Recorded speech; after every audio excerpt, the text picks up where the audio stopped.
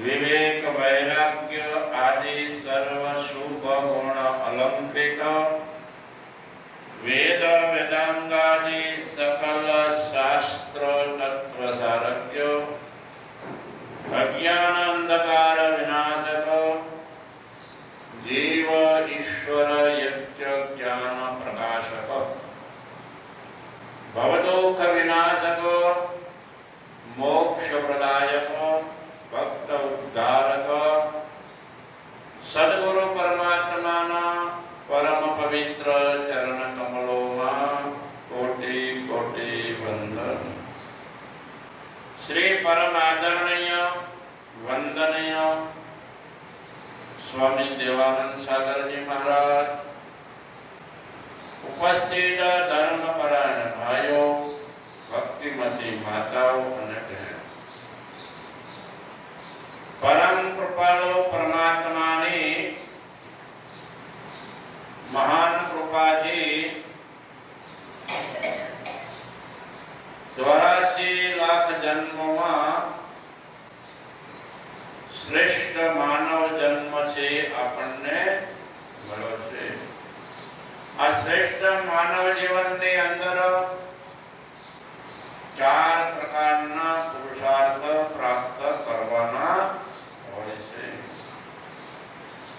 આ ચારે પ્રકારના પુરુષાર્થ પ્રાપ્ત કરે એ ભક્તિ મુક્તિ બંને પ્રકારના સુખો પ્રાપ્ત કરી લે છે।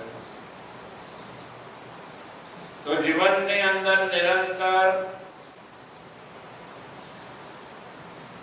શાસ્ત્રોની અંદર જે આપણને વિધાન કરેલા જે કર્મ છે એ કર્મ નિષ્કામ ભાવથી કરતા રહીએ, કારણ કે નિષ્કામ ભાવથી કરેલા કર્મ જીવાત્માને બંધનમાં નાખતા નથી। એટલે જ્ઞાનપૂર્વક કર્મ કરવા, સમજણપૂર્વક કે હું શુદ્ધ સચ્ચિદાનંદ સ્વરૂપ છું, અકર્તા ભોક્તા છું, હું કોઈ પ્રકારના કર્મ કરતો નથી। प्रत्येक इंद्रियों પોતપોતાના વિષયને ગ્રહણ કરે છે, એ કર્મ કરે છે, હું તો સાક્ષી છું, દ્રષ્ટા છું। તો કાલના પ્રસંગની અંદર આપણે શ્રવણ કરી રહ્યા હતા, न मे द्वेष रागौ न मे लोभ मोह मद नैव मे नैव मात्सर्य भाव न धर्मो न चार्थो न कामो न मोक्ष चिदानंद रूप शिवोऽहं शिवोऽहं। न धर्म अर्थ काम અને મોક્ષ, આ ચારે પુરુષાર્થ જ્યાં સુધી દેહાત્મ બુદ્ધિ ભાવ છે, મતલબ ત્રણેય શરીરની અંદર હું પણ મારા પણ હોય છે, ત્યાં સુધી જીવાત્મા પુરુષાર્થ પ્રાપ્ત કરવા માટે પ્રયત્ન કરે છે। પણ આના આચાર્ય ભગવાન કહે છે કે તમે શિવોહમ શિવોહમ, તમે કોણ છો? शिव स्वरूप आत्मा छो, नित्य मुक्त स्वरूप छो। હવે નિત્ય જો મુક્તિ આપણને મળી ગયેલી હોય તો ધર્મ અર્થ કામ પુરુષાર્થ મેળવવા પ્રયત્ન કરવાની જરૂર નથી। નિજાનંદમાં રહેવાનું ને. અલપજો નિજાનંદને વિભો, રોજ પ્રાર્થનામાં કરીએ છીએ ને કે હે ભગવાન અમને આપો શું નિજાનંદ, કે નહીં કોઈ વિષયાનંદ નથી માંગતા. શું માંગે છે? નિજાનંદ. નિજ એટલે આત્માનો આનંદ, પોતાનો આનંદ. કોનો? તો એ કેવો છે? પૂર્ણ છે, નિત્ય છે, પોતાનો છે. બીજા બધા આનંદ કેવા છે? પ્રથમ તો પોતાના નથી. જે ભૌતિક સુખો છે, આનંદ છે, એ કયા છે? માયા. કેટલા મળ્યા છે? ઘરની ચારો દિવાલોની અંદર રહેલા આકાશને શું કહેવાય? ઘટાકાશ. નહીં, મઠાકાશ. ઘટાકાશ તો ઘડાની અંદર રહેલું. મઠ એટલે ઘડ, ઘડ એટલે ઘડો. એટલે મઠ એટલે ઘર, ઘરની ચારો દિવાલની અંદર રહેલું આકાશ અને શું કહેવાય? મઠાકાશ. અને ઘડો હોય જે પાણી ભરવાનો, એ ઘડાની અંદર રહેલું આકાશ એનું નામ ઘટાકાશ. આકાશ તો એક જ હતું, મહાકાશ. પરંતુ એની જે દિવાલો થઈ અને એની અંદર રહેલું આકાશ છે એનું નામ પડી ગયું મઠાકાશ. ઘડો કુંભારે બનાવ્યો તો એની અંદર રહેલું આકાશને શું કહી દીધું? ઘટાકાશ. એવી જ રીતે પરમાત્માએ આપણું આ શરીર બનાવ્યું કે નહીં? તો શરીરની અંદર રહેવા વાળો આત્મા છે એને શું કહેવાય છે? આત્મા અથવા પરમાત્મા છે, બ્રહ્મ. એકમેવા દ્વિતીયમ બ્રહ્મ નાનાસ્તિ કિંચન. વેદોમાં કહે છે એક બ્રહ્મ સિવાય બીજું કાંઈ નથી. એટલે આખા જગતની અંદર, વિશ્વની અંદર શું છે? એક બ્રહ્મ છે. પરંતુ એ જ બ્રહ્મમાંથી જ્યારે શરીર બન્યું, શરીરની અંદર એ બ્રહ્મ રહે છે, એનું નામ પડી ગયું આત્મા. એટલે આત્મા અને પરમાત્મા બે પદાર્થ નથી. જ્યાં મહાકાશ અને મઠાકાશ એ બે નથી, પરંતુ દિવાલોની અંદર રહેવા વાળા આકાશને હું કહી દીધું મઠાકાશ. એવી જ રીતે આપણા શરીર રૂપી દિવાલ એટલે શરીરની અંદર રહેવા વાળા બ્રહ્મને કહી દીધું આત્મા. તો આત્મા કેવો છે? પૂર્ણ છે. કેવો છે? આ તો કેવો છે? નિત્ય છે, ચેતન સ્વરૂપ છે અને આનંદ સ્વરૂપ છે. આપણે શું જોઈએ? ચેતન જોતું હોય તો ચેતન જ છો તમે, આત્મા. આનંદ જોતો હોય તો તમે આનંદ સ્વરૂપ છો. અને મુક્તિ જોતી હોય તો તમે મુક્ત છો. પ્રાપ્તસ્ય પ્રાપ્તિ મુક્તિ. કે જે આત્મા છે પ્રાપ્ત થયેલો છે, મુક્તિ મળેલી છે, એને જાણવાની જરૂર છે. જેમ આપણા ઘરની અંદર પૈસા રહેલા હોય કે સારી વસ્તુ હોય તો એને બહાર લેવા જવાની જરૂર નથી, કેવળ જાણવાની જરૂર છે કે નહીં?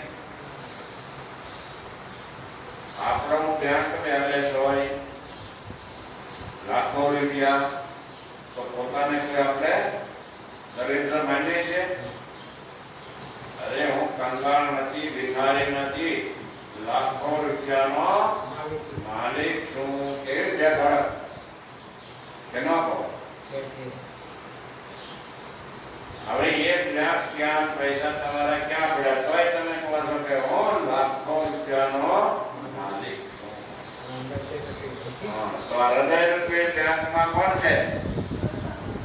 પરમાત્મા છે, આત્મા છે, નિત્ય છે, સુખરૂપ છે, આનંદ સ્વરૂપ છે. તો બે ધડક છે કયો ન કયો? અરે હું તો પરમાત્મા સ્વરૂપ છું, આત્મા સ્વરૂપ છું, આનંદ સ્વરૂપ છું, નિત્ય મુક્ત સ્વરૂપ છું.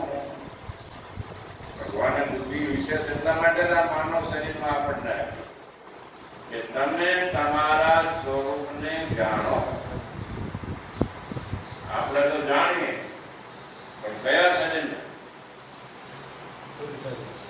સ્થૂળ સૂક્ષ્મ અને કારણ શરીર. પરંતુ વાસ્તવિક આપણું જે સ્વરૂપ છે એ જાણવાનું હોય એ જાણતા નથી. એટલે મુક્તિ મળતી નથી. એટલે જન્મ મરણના ચક્કરમાંથી પેલો મટતો નથી. એટલે અહીંયા ભગવાન કહે છે કે તમે વાસ્તવિક તમારું સ્વરૂપ જો આત્મા છે એને જાણી લો તો પછી કઈ જાણવાનું રહેતું નથી, કઈ મેળવવાનું ન રહે. અને એનાથી કોઈ મોટો લાભ જ નથી. બ્રહ્મ લાભાત ન પરો લાભ. ગીતામાં કૃષ્ણ ભગવાન કહે છે બ્રહ્મ લાભથી કોઈ મોટો લાભ નથી. ક્યારેક બ્રહ્મ લાભ કે ક્યારેક આત્મ લાભ કે આત્મ લાભાત ન પરો લાભ. આત્મ લાભથી કોઈ મોટો લાભ નથી. તો એને જાણવા માટે શંકરાચાર્ય ભગવાન કહે છે શિવોહમ શિવોહમ.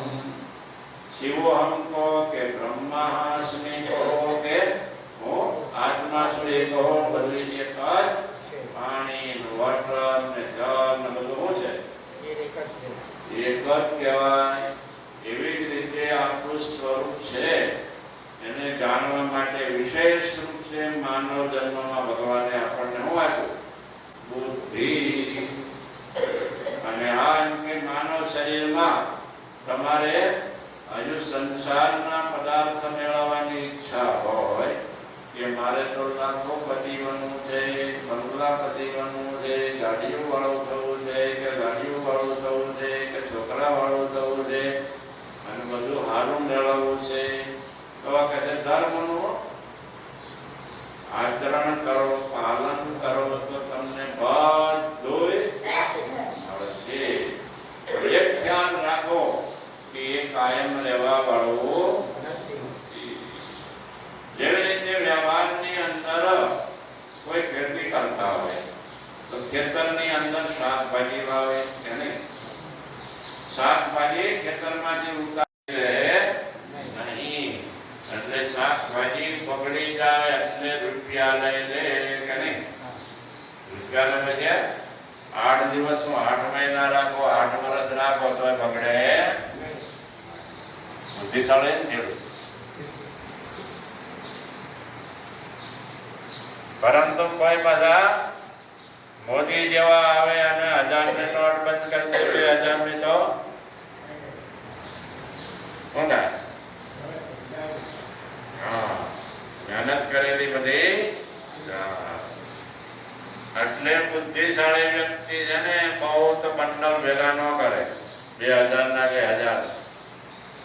એના દ્વારા શું લે? સોનું, ચાંદી, હીરા, માણેક એ કોઈનું બંધ કરેલું થાય કે થઈ જાય? વ્યક્તિ છે એ રૂપિયામાંથી શું લે? સોનું, ચાંદી ઇત્યાદિ લઈ લે કે ન લે? આગળ લાગે તો તકલીફ નહીં કે નહીં? મોટું હોય તો પડી જાય, સોનું તો મળે નહીં. તમે જાણો તો સારું થાય કે નહીં? પરંતુ આખી જાવ ત્યારે સોનું હારે આવે નહીં. આવે બધું છે પડ્યું રહે તે બધી માટે ન પડે. બુદ્ધિશાળી વ્યક્તિ શું કરે? ભજન કરે, ભક્તિ કરે, પણ સોનું છે ને એના દ્વારા દાન કરી લે. કર્ણ શું કરતો હતો? સોનાનું દાન કરી દેતો તો સ્વર્ગમાં ગયો તો હું બધું સોનું મળ્યું કે ન મળ્યું? આટલું એના કઈ જાદુ મળ્યું કે ઓછું મળ્યું? તો સોના, ચાંદી કે તમે જે પણ અહીંયા દાન કરો છો એ આગલા જન્મમાં આવી જાય. એટલે બુદ્ધિશાળી વ્યક્તિ કે આપણે હવે પાછું ભરી લો કે નહીં? કોઈ ભજનનું વાતો કરે, કોઈ વૃંદાવનનું વાતો કરે, પણ પાછું ભરી લે. એનો જન્મ અહીં સફળ થાય, આગળના જન્મ પણ સફળ થાય. એથી વધારે બુદ્ધિશાળીઓ શું કરે? ચાલો પુણ્યદાન કરી લીધું, પણ કે હવે